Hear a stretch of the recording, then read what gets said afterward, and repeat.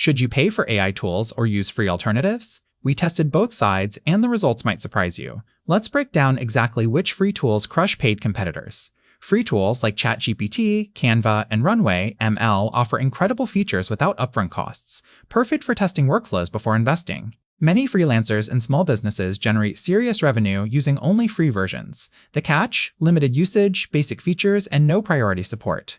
But for beginners and budget-conscious creators, they're game changers. Paid tiers unlock unlimited usage, advanced features, API access, and customer support.